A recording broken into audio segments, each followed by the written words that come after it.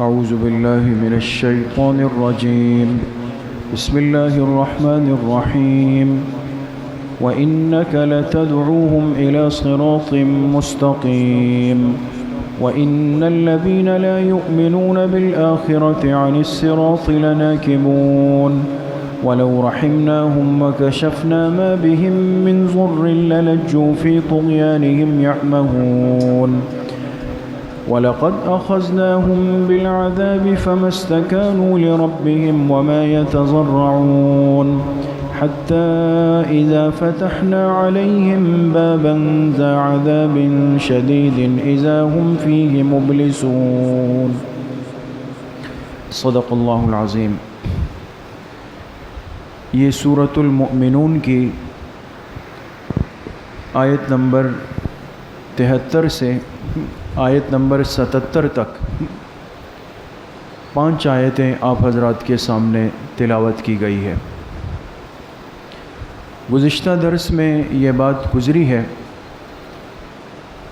کہ جب انسان کے مزاج میں ضد اور عناد پیدا ہو جائے، یعنی قبول نہ کرنے کی ضد آ جائے کہ ایک بات کو قبول نہیں کرنا، نہیں ماننا، تو پھر چاہے وہ حق بات کو، ہدایت کو سمجھ بھی جائے، اس کے دماغ میں بیٹھ بھی جائے اور اس کو قبول کرنے سے کوئی چیز رکاوٹ بھی نہ بن رہی ہو، تو ایسے ضدی کا، ایسے عنادی کا کوئی علاج نہیں ہے. وہ اپنی اس غلطی پر ڈٹ کر اس کو صحیح کہے گا کہ جو میں کہہ رہا ہوں وہ صحیح ہے. کیوں؟ اس لیے کہ ضد کا مزاج وہ پیدا ہو چکا ہے.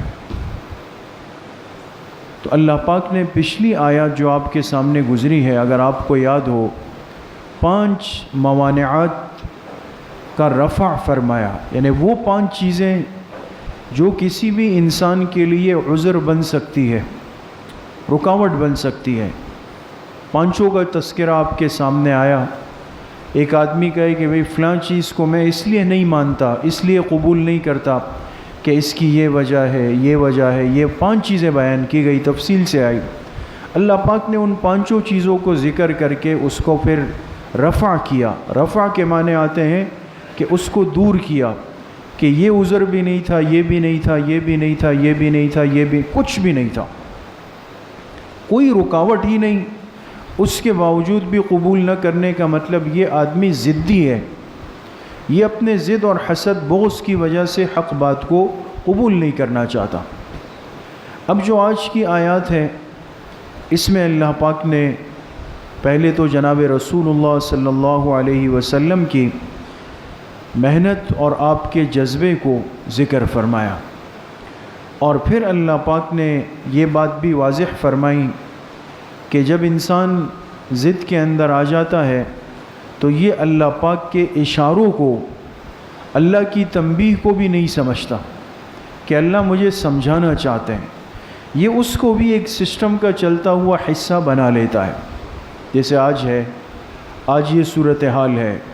گزشتہ 1-2 دن قبل ہم ایک عالم کے پاس بیٹھے ہوئے تھے، فرمانے لگے اتنی بڑی وبا اور مصیبت مسلط ہے پوری دنیا پر، لیکن ظاہر سی بات ہے کہ کافر جو اللہ کا انکار کرتا ہے، آخرت کا انکار کرتا ہے، جنت جہنم کا، اس سے ہمیں بحث نہیں.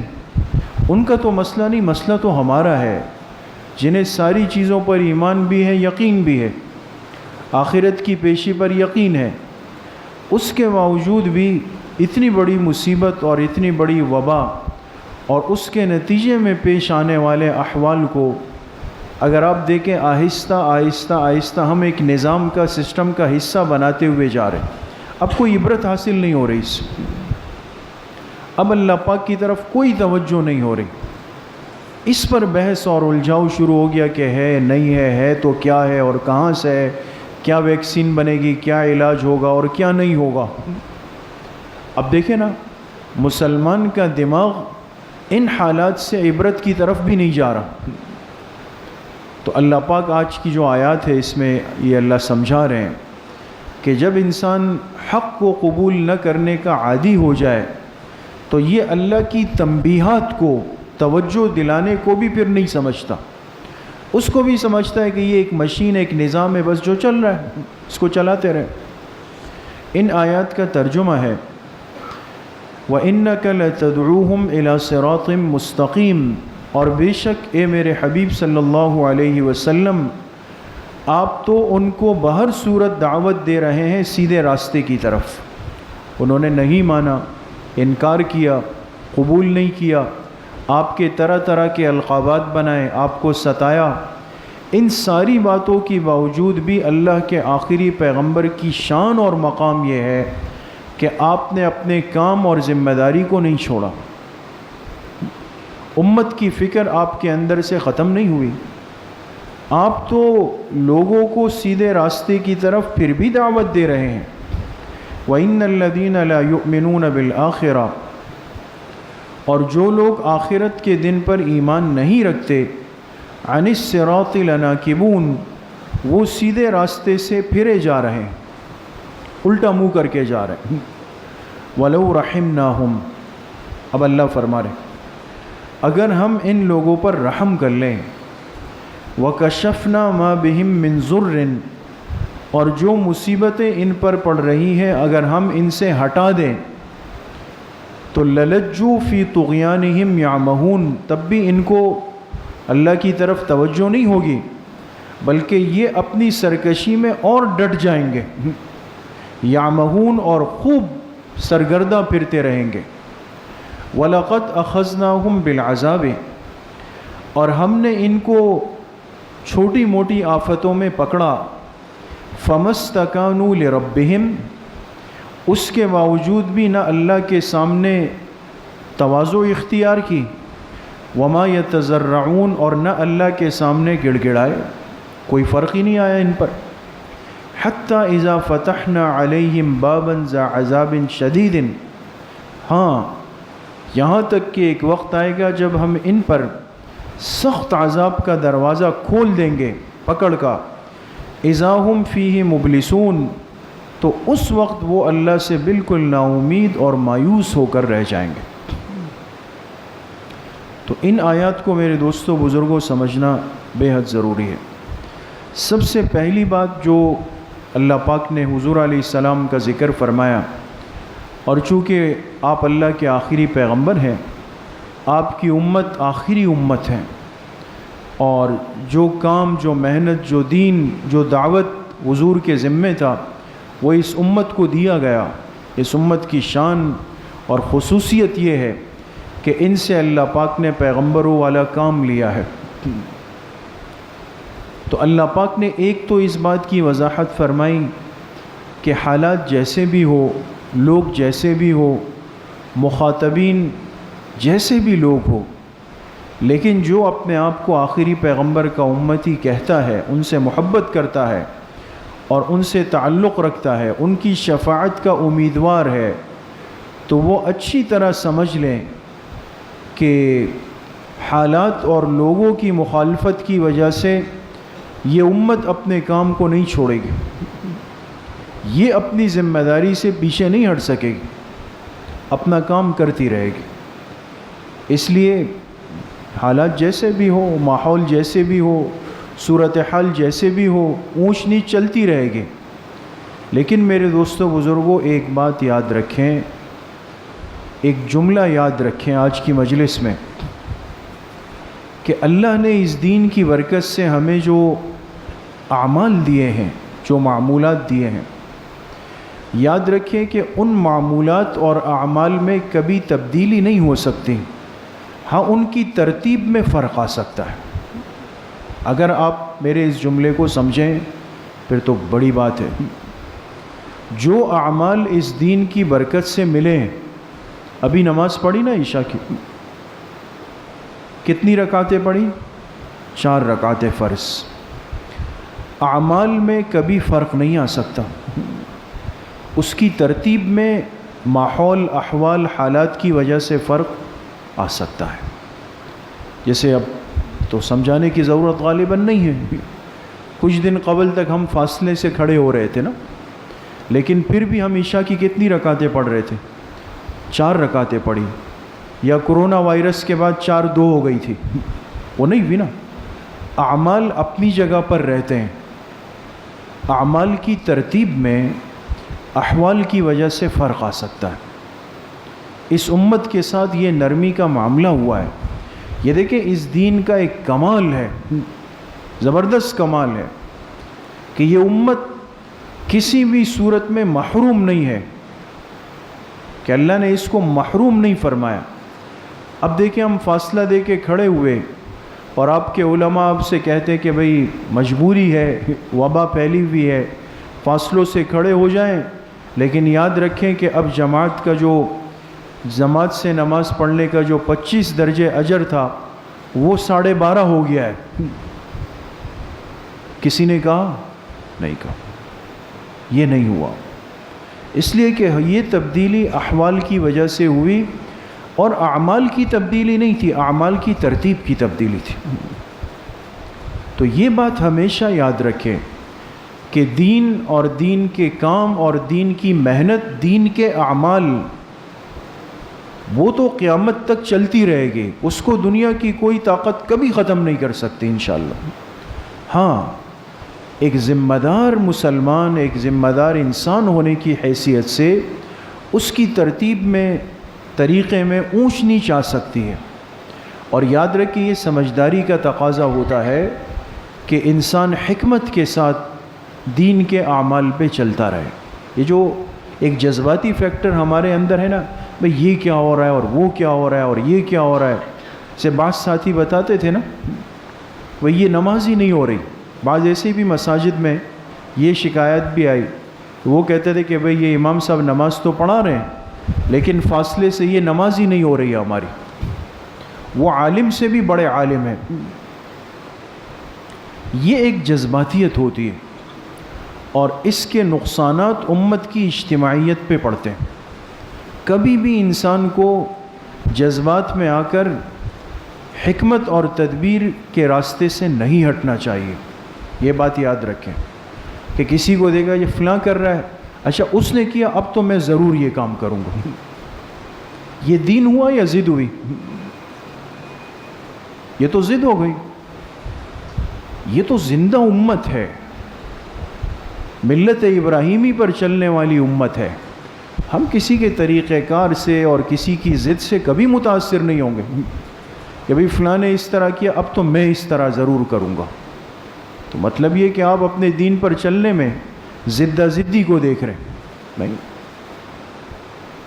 اس لیے میرے عزیزو دوستو بزرگو، حکمت اور تدبر اس امت کا امتیاز ہے، اس کو ہمیشہ انسان اختیار کرتا ہے اور اسی طریقے پر چل کے انسان کامیاب ہو جاتا ہے۔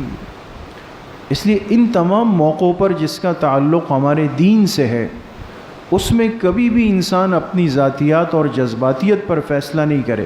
اہل دین اور اہل علم کو دیکھیں، وہ آپ سے کیا کہہ رہے ہیں، وہ جو طریقہ بتائیں گے وہ دین کو سمجھتے ہیں، انہوں نے آپ کی ذمہ داری لی ہے، آپ کیوں ذمہ داری اپنے گلے میں لینا چاہتے ہیں؟ آپ سمجھ گئے؟ اب جیسے عید رمضان کے چاند کا مسئلہ آتا ہے تو لوگ پاگل ہو جاتے ہیں، بھئی وہاں نظر آ گیا یہاں نہیں آیا، کوئی لطیفے بنا رہا ہے، کوئی مذاق اڑا رہا ہے، کوئی کہہ رہا ہے وہ غلط ہے یہ صحیح ہے، کوئی کہتا ہے یہ صحیح ہے وہ غلط ہے۔ یہ ہوتا ہے نا، ہر سال یہ ایک تماشا بنتا ہے ہمارا پوری دنیا میں۔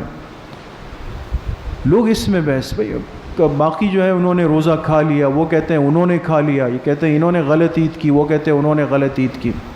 بالکل لغو لا یعنی بے معنی بحث میں پڑے ہوئے ہیں، اور عامت الناس کو ان باتوں کا جواب دینا پڑے گا جس چیز کا علم ہی نہیں ہے۔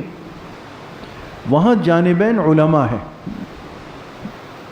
علماء ہے، وہ دین کو، چاند کے مسائل کو، رؤیت کے مسائل کو، مطالع کو، یہ جو گہری باریک باتیں ہیں دوستو، یہ اخباری باتیں نہیں ہیں کہ آپ نے اخبار میں پڑھ لیا اور کہا کہ وہ غلط ہے اور یہ صحیح ہے۔ رؤیت ہلال کا مسئلہ بڑا علمی گہرا مسئلہ ہے جس کو ہر عالم بھی نہیں سمجھ سکتا ہے، یہ اتنی آسان بحث نہیں ہے۔ لیکن ہمارے لیے آسانی کیا ہے کہ ہم اجتماعی ترتیب کے تابع ہیں، ختم۔ جو ملک میں، اسلامی ملک پاکستان میں ایک رؤیت ہلال کمیٹی ہے، اس میں ہمارے علماء اکابر شامل ہیں، جو انہوں نے کہا آمنا وسلمنا وصدقنا، ہم نے قبول کر لیا۔ رہی یہ بات کہ نظر آیا نہیں آیا، باریک تھا، موٹا تھا، پتلا تھا، شہادتیں کہاں سے تھی، ہمیں اس کی بحث ہی نہیں ہے، ذمہ داری انہوں نے قبول کر لی ہے، آپ کیوں اس بحث میں پڑھ کے یہ بوجھ اپنی گردن میں ڈالنا چاہتے؟ بس ختم، ہم تو اس کے تابع ہو گئے، ہم اس کو قبول کر لیں گے، صحیح غلط کا حساب انہوں نے دینا ہے۔ آپ سمجھ گئے؟ ایک ذمہ داری ہوتی ہے، یہ معمولی بات نہیں ہے۔ اس لیے حدیث پاک میں جناب رسول اللہ صلی اللہ علیہ وسلم نے فرمایا الامام ضامن والمؤذن مؤتمن، فرمایا قوم کا امام ضامن ہے، قوم کا مؤذن امانت دار ہے۔ کیا مطلب؟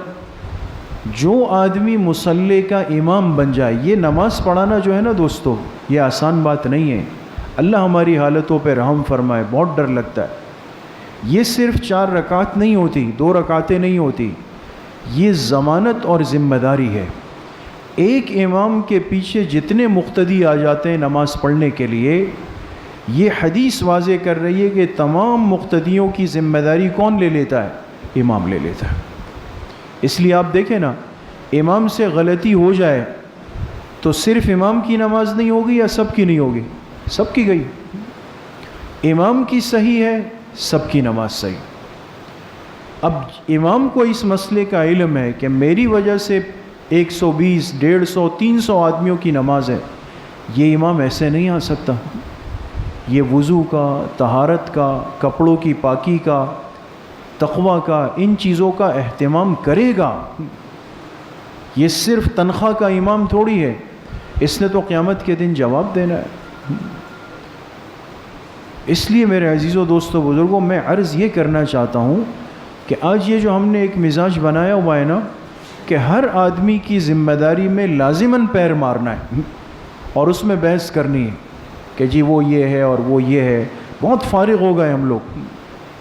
اور ان باتوں کا نقصان کیا ہوگا کہ کل قیامت کے دن پوچھا جائے گا، ہاں بھائی اب بتائیں، آپ بول رہے تھے کہ چاند نظر آیا نہیں آیا، آپ دلیل دیں، اس کو ثابت کریں، نہیں ہے اس کی سزا ملے گی۔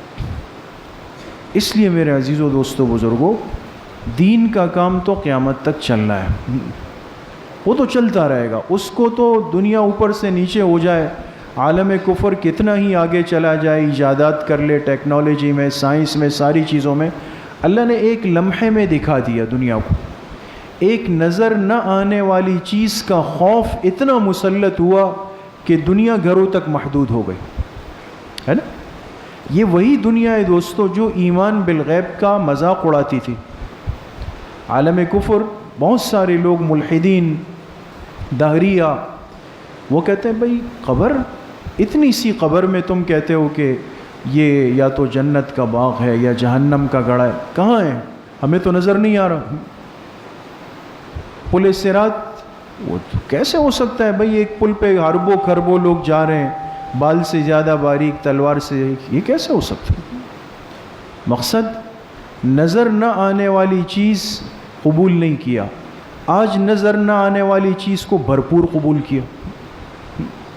یہ وائرس نظر آ رہا ہے کسی کو کہ کیا ہے، کس شکل میں ہے، کہاں سے چلا، اس کا کیا ہے، نظر نہیں آ رہا۔ لیکن اس نظر نہ آنے والی چیز کو دنیا نے کہا تو دل میں خوف بیٹھ گیا۔ اس نظر نہ آنے والے عذاب قبر کو، اس نظر نہ آنے والے پل صراط کو، اس نظر نہ آنے والی جنت جہنم کو، اس نظر نہ آنے والی جناب رسول اللہ صلی اللہ علیہ وسلم کی شفاعت کو قرآن نے اور حضور نے بیان کیا، قبول نہیں کر رہے تھے۔ تو اللہ کا نظام ہے، اللہ نے تو دکھا دیا، لمحوں میں دکھا دیا کہ بہت ساری چیزیں تمہیں نظر نہیں آئے گی، لیکن کوئی بتا دے گا تو اس کا خوف تم پر آ جائے گا۔ ہمیں اللہ کے کلام نے، اللہ کے حبیب نے قیامت سے ڈرایا ہے، آخرت سے ڈرایا ہے، قبر سے ڈرایا ہے، آخرت کی حضوری سے ڈرایا ہے، حساب کتاب سے ڈرایا ہے۔ یہ ساری چیزیں مغیبات ہے، نظر نہیں آ رہی، لیکن بتانے والے اتنے مستند ہیں اس کائنات کے کہ ان سے بڑھ کر کوئی سچا ہو نہیں سکتا، ہم تو اس پر ایمان رکھیں گے۔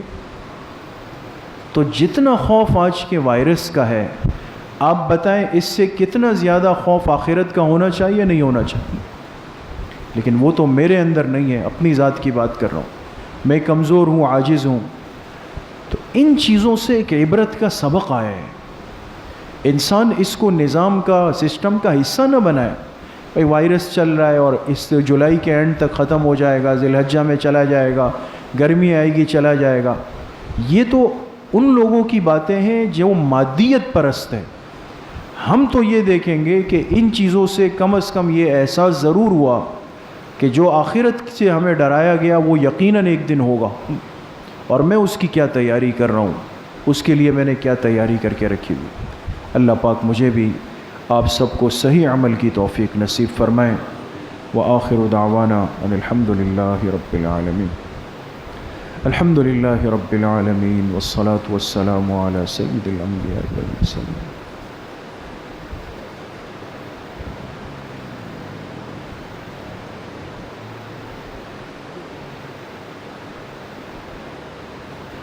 ہمارے حافظ اقبال باوانی صاحب بیمار ہے، دعا فرمائے اللہ پاک شفاء کامل عاجل نصیب فرمائے۔ باقی جتنے مسلمان بھائی جن امراض میں مبتلا ہے اللہ پاک سب کو شفاء کلی نصیب فرمائے۔ ہمارے ایک ساتھی کے والد صاحب کا آج انتقال ہوا ہے، دعا فرمائے اللہ پاک ان کے والد صاحب کی مغفرت فرمائے۔ جتنے مرحومین مرحومات دنیا سے جا چکے ہیں اللہ پاک سب کی مغفرت فرمائے۔ وصلی اللہ وسلم علی نبینا محمد وآلہ واصحابہ اجمعین برحمتہ۔